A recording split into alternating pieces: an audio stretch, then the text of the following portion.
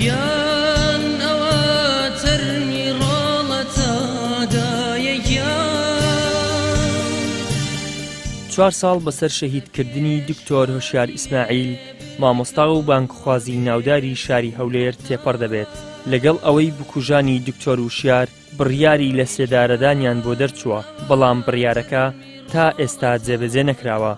فلا تحسبن الله مخلف وعده رسله إن الله عزيز ذو انتقام. ئێوارەی 22/11/2016 دکتۆر هۆشیار ئیسماعیل پێشنوێژ و تارخوێنی مزگەوتی عومەر بوندیان و بەرپرسی ناوەندی زانایانی هەولێری یەکگرتووی ئیسلامی کوردستان لە بەردەم ماڵەکەی خۆیدا تیرۆر کرا. دوای چەند ڕۆژێک لە ڕووداوەکە 2 کەس بە تۆمەتی شەهیدکردنی دکتۆر وشیار دەستگیر کران و دوای لێکۆڵینەوە دانیان بە ئەنجامدانی تاوانەکەیاندانا. دادگا بەپێی مادەی 406 لە یاسای سزادانی عێراقی و مادەکانی 47 و 48 و 49 لە هەمان یاسا بڕیاری لە سێدارەدانی بۆ هەردوو تاوانبارەکە دەرکرد. دوای 3 ساڵیش لە دەرچوونی بڕیارەکە تاکو ئێستا جێبەجێ نەکراوە.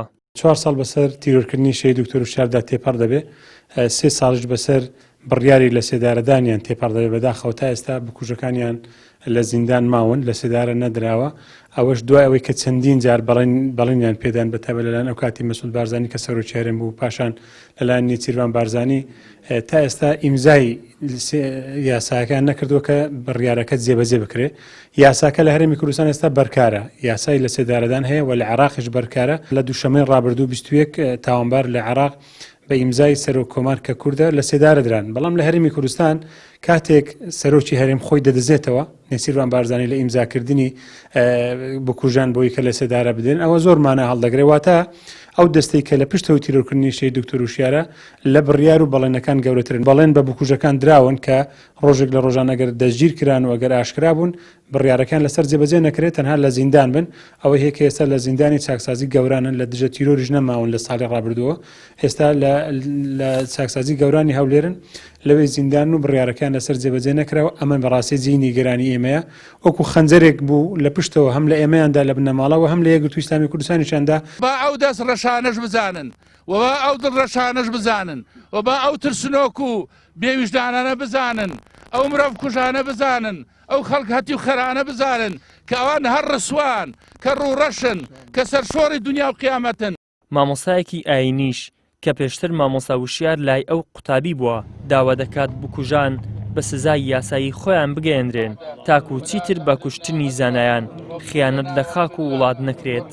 ئێمە لە ساڵیادی ئەو ئاجیزەماندا کە هەم فەقی خۆم بۆ ماماوەیەکی زۆر و هەم ڕفێقم بۆ لە خوێندن لە بەغا لە پلەی ماجستێر داوا ئەکەین خوای گەورە ئاواتەکانی کە لە دنیا نەهاتە دی، هی خۆش و گەلەکەیش و عیلەکەشی و جەمعەکەشی بێنێتە دی لە دەستدانی زانایەک، بە تایبەتی زانایەکی بەریمەت، هونەرمەند، نیشمان پەروەر، بانگخواس، دڵسۆز، هەتی و پەروەر، میلەت پەروەر، ئەلەو پێودوانەدا لەو کاڵاوماڵەدا کارەساتێکی ڕاستەقینەیە و زۆر بە زەحمەت جێگاکەی پڕ بێتەوە و بەڵکو لەوانەیە هەر پڕ نەبێتەوە. ئێمە داوای حکمی خوا ئەکەین کە خۆ ئەفنەوە لەکم فی القصاص حیات یا ئولی الألباب.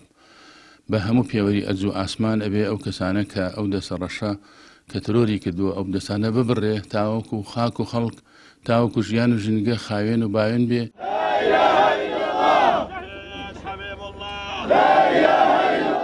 ڕووداوی تیرۆرکردنی مامۆستا وشیار ئیسماعیل یەکێکە لە دیارترین بانگخوازەکانی شاری هەولێر. ئەڵقەیەکی دیکە بوو لەو زنجیرە تیرۆرەی لە ماوەی 29 ساڵی دەسەڵاتدارەتی دوو حزبی دەسەڵات دەرحەق بە مامۆستایانی ئاینی و ئازادی خوازان و ڕۆژنامە نووسان بەڕێوە دەچێت و زۆربەی دۆسیەکانیش یا بەلاڕێ دابراون یا تاوانباران داڵدەدراون، یاخود وەک دۆسیەکەی مامۆستا وشیار بکوژەکان دیارن و دادگا سزای داون، بەڵام سزاکەیان جێبەجێ ناکرێت. ئیدریس محەممەد، کەناڵی ئاسمانی پەیام، هەولێر.